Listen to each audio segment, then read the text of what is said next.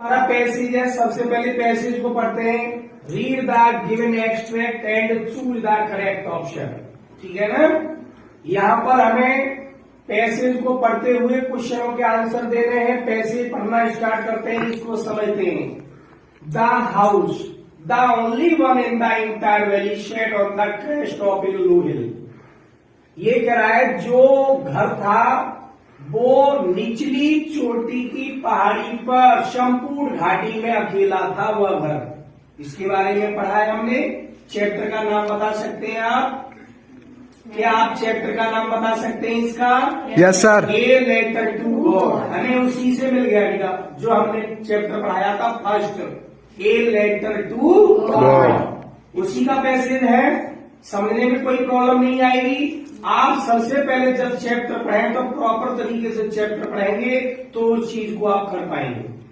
Second line में आता है from this height one could see the river and the field of right corn dotted with the flowers that always promised a good harvest. उस ऊंचाई से जो घर था निचली चोटी की पहाड़ी पर स्थित, उस ऊंचाई से हम वहां से नदियों को और पके हुए खेतों को और फूलों के साथ में लगे हुए खेतों को आसानी से देख सकते थे।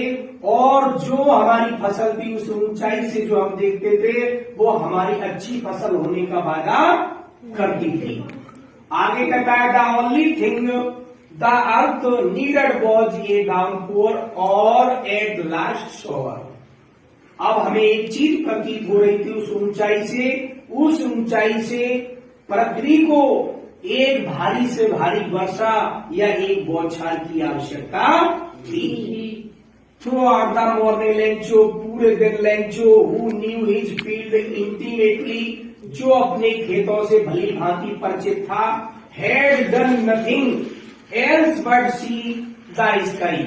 उसने कुछ नहीं किया, वह सिर्फ आकाश में और उत्तर पूर्व की तरफ नॉर्थ ईस्ट उत्तर पूर्व की तरफ बादलों को देखता रहा। ठीक है ना। ये आपका पैसेज है। रखी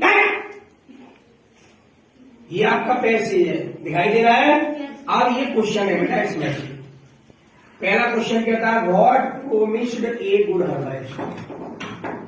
अच्छी फसल का वादा क्या करता था? क्वेश्चन क्या कह रहा है?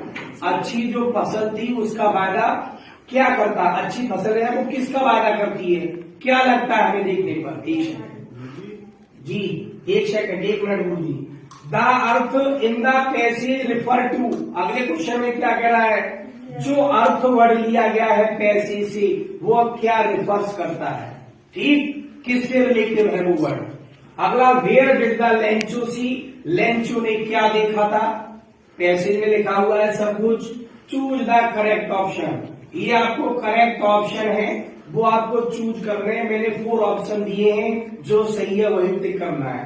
पहला कह रहा है Ramesh was being in front of the class. ये आपका ग्रामर से है बेटा क्वेश्चन। यहां पर कह रहा है रमेश वॉज बीइंग। आप पहचान करेंगे बीइंग किस में आता है। ठीक है ना। अब इसमें दे रहा है इंसल्ट आएगा कि इंसल्टिंग आएगा कि इंसल्ट आएगा या इंसल्टेड आएगा। ठीक है ना। जो भी करेक्ट ऑप्शन है उसको आप सिलेक्ट करेंगे। अगला क्वेश्चन है by was the boy called. ठीक है ना। अब यहाँ ये भी क्वेश्चन है, इसमें आप देखेंगे क्या चीज मिस हो रही है, उस वर्ड को आप यहाँ पर नोट करेंगे। और सेकंड जो पार्ट आएगा वो अभी लिखने वाला हूं मैं, उसमें आप देखेंगे। ठीक है ना।